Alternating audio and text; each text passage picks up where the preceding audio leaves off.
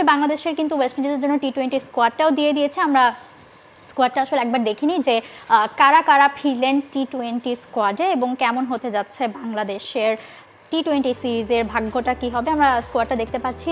লিটন দাস সেখানে অধিনায়ক হিসেবে থাকবেন, সৌম্য সরকার, তানজিল হাসান রয়েছেন, পারভেজ ইমন এবং সেই সাথে আফিফ হোসেন, ধ্রুব, মেহেদী মিরাজ, শেখ মেহেদী, জাকের আলী অনেক, নাসুম, তাসকিন, শামীম হোসেন পাটোয়ারি ফিরেছেন অনেকদিন পর, তানজিম হাসান আছেন এবং সেই সাথে রিপন মণ্ডল তিনিও ডাক পেয়েছেন, হাসান মাহমুদ এবং রিশাদ হোসেন আছে। কেমন মনে হলো এবং রাহুল রয় ক্যাপ্টেন হিসেবে লিটন দাস থাকছেন।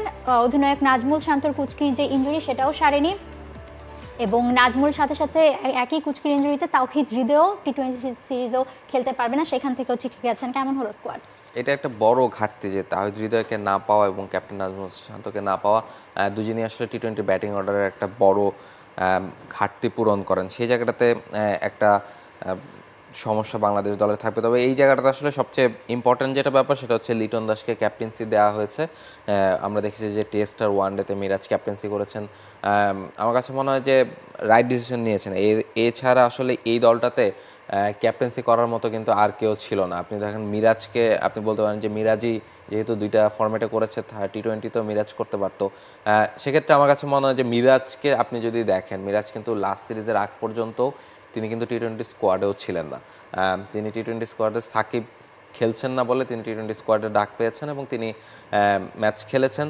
দিন কিন্তু মানে এখনো একাদশে তার জায়গাটা একেবারে পাকা সেটা আপনি বলতে পারবেন না, কারণ আপনি টি-20 যখন খেলবেন তখন কিন্তু শেখ মেহেদী আপনার অটোমেটিক চয়েস, কিংবা একজন যদি লেফট আর্ম স্পিনার খেলতে চান নাসুম আহমেদ আপনার অটোমেটিক চয়েস, তারপর রিশাদ আছেন আপনার। ফলে ওই 5, 6, 7 বা 8 নম্বরের জায়গাগুলোতে স্পিন বোলিং অলরাউন্ডার যারা আছেন তিনজন কিন্তু অপশন আপনার আছে। সে জায়গাতে মিরাজ নিজেকে কতখানি প্রমাণ করতে পারবে সেটা ব্যাটিংয়েও তাকে করতে হবে এবং বোলিংও করতে হবে। টেস্ট ওয়ানডে তিনি যেমন শুধু বোলিংটা দিয়ে হয়তো বা পুষিয়ে দিতে পারেন বা শুধু ব্যাটিংটা দিয়ে হয়তো, টি-20তে কিন্তু আপনাকে ব্যাটিং বোলিং দুইটাই করতে হবে। ফলে মিরাজের জন্য সেই জায়গাটাতে ক্যাপ্টেন্সি দেওয়াটা মনে হয় এখনই ঠিক হতো না। সেই জায়গাটাতে লিটন দাস যদিও তিনি টেস্ট বা ওয়ানডেতে খুব একটা ভালো ফর্মে নেই, তবে টি-20তে তিনি একেবারে খারাপ করছেন না। ইন্ডিয়ার সাথে লাস্ট যে সিরিজটা খেলেছে সেই জায়গাতেও তিনি, তার ব্যাটে রান এসেছে, ওয়ার্ল্ড কাপে তার একটা হাফ সেঞ্চুরি আছে। সব মিলিয়ে টি-20টা তিনি মোটামুটি নিজের ছন্দ ধরে রাখতে পেরেছেন। একদমই তাই। এবং সেই সাথে আমরা অন্য যে নামগুলো দেখছি, আফিফ হোসেন, শামীম পাটোয়ারি এবং নাসুমের কথা বলা হচ্ছিল যে তারাও কিন্তু আসলে অনেক দিন পর ফিরছেন। লাস্ট 2023-এ তারা আসলে এই টি-20 সংস্করণ খেলেছিলেন। এরপরে এখন আসলে প্রায় 1 বছর পর 2024-এর একেবারে শেষে এসে ওয়েস্ট ইন্ডিজের বিপক্ষে তারা ডাক পেয়েছেন রিপন মণ্ডল। তিনি খেলেছিলেন বাংলাদেশের হয়ে, তবে সেটা এশিয়ান গেমসে। বাংলাদেশের হয়ে আসলে এই সিরিজে দেখা যেতে পারে কিনা রিপন মণ্ডল পেসারকে। এখন টি-20টা স্কোয়াড যেমন হলো, টি-20তে আসলে বাংলাদেশের সম্ভাবনা কতটুকু, যেটা বলছিলাম যে লাস্ট ওয়ানডেটা যদি বাংলাদেশ জিততে পারে একটা জেতার রিদম হয়তো বা দলের মধ্যে থাকবে, যদিও নাম এবং মুখ অনেকগুলোই চেঞ্জ থাকবে। কিন্তু যদি হোয়াইট ওয়াশ হয় আসলে বাংলাদেশের মনোবল যেমন ভেঙে যাবে, আর বাংলাদেশের স্ট্যাটটাও খুব সম্ভবত টি-20তে ওয়েস্ট ইন্ডিজের বিপক্ষে খুব একটা পক্ষে নাই স্ট্যাটটা। আমরা যদি বলি যে 16টার মতো এ পর্যন্ত তাদের হেড টু হেড ম্যাচ হয়েছে, 16 ম্যাচের মধ্যে বাংলাদেশ মাত্র 5টা ম্যাচ জিততে পেরেছে এবং সেই সাথে 2টো নো রেজাল্ট ছিল, কোনো ফল আসেনি এবং সেই সাথে 9টা হচ্ছে ওয়েস্ট ইন্ডিজ জিতেছে। তার মানে 5 এবং 9 ব্যবধানটা অনেক বড়। আর বাংলাদেশ এমনিতেও টি-20তে বেশ খাপিয়ে খায়। আর ওয়েস্ট ইন্ডিজের মাটিতে ওয়েস্ট ইন্ডিজের সাথে টি-20 ফরম্যাটের ম্যাচ আমার কাছে মনে হয় যে কোনো দলের জন্যই খুব বেশি চ্যালেঞ্জিং। তারা আসলে টি-20 ফরম্যাটের জন্য আমার কাছে মনে হয় যে তাদের পারফরমেন্সটা হয়তো বা কনসিস্টেন্ট না, তবে তারা যেদিন টি-20 ম্যাচটা খেলে তাদের আসলে প্লেয়ারদের টাইপগুলো এমন যে একদিন যদি তারা মানে যে কোনো একজন যদি তারা দাঁড়িয়ে যেতে পারেন তিনি একাই আসলে ম্যাচ বের করে দিতে পারেন। তাদের আসলে ওই টি-20তে অন্তত তাদের টিম গেম খেলতে হয় না। ফলে সেই জায়গাটা থেকে মানে প্রত্যেকটা প্লেয়ারকে নিয়ে সতর্ক থাকতে হয় যে কেউ একজন যদি মারা শুরু করেন তিনি আসলে ম্যাচ শেষ করে দেবেন, কারণ বাংলাদেশের ব্যাটারদের যত যাই বলেন সেই ক্যাপাবিলিটি নেই যে একজন আপনাকে 200 রান করে দিবে টি-20তে, বা একজনই 120-30 রানের ইনিংস খেলবে মাত্র 30-40 বলে বা 50 বলে, সেটা নেই।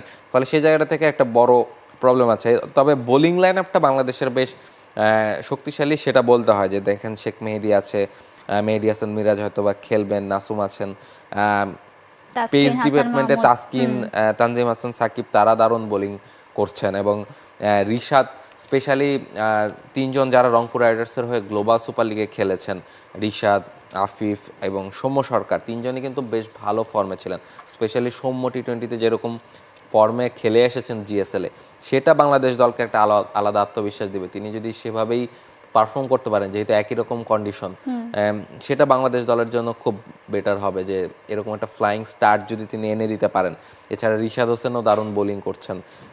সব মিলিয়ে রিপন মণ্ডলের কথা আপনি বলছিলেন, রিপন মণ্ডলও আসলে রংপুরের হয়ে গতবার বিপিএল খেলেছেন, সেখানে তিনি পারফর্ম করেছেন, হাই পারফরমেন্সে আছেন অনেক দিন ধরে।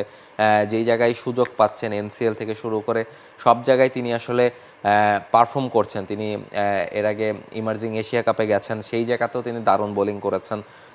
ফলে রিপন মণ্ডল আসলে বাংলাদেশ ক্রিকেট বোর্ড অনেক দিন ধরে এই পেসারটার উপর নজর দিচ্ছে এবং অনেক দিন ধরেই তাকে নার্সিং করার চেষ্টা করা হচ্ছে। অবশেষে তিনি জাতীয় দলে আসলেন। তিনি হয়তোবা ম্যাচ একটা খেলবেন বা যদি খেলার সুযোগ নাও হয়, জাতীয় দলের এনভায়রনমেন্টটা তিনি আসলেন, হয়তোবা ভবিষ্যতে খেলবেন। Exactly. For more updates, subscribe to our YouTube channel and click on the bell icon. Follow us on Facebook and Instagram. Download T-Sports app to enjoy exciting games and highlights. Visit tsports.com.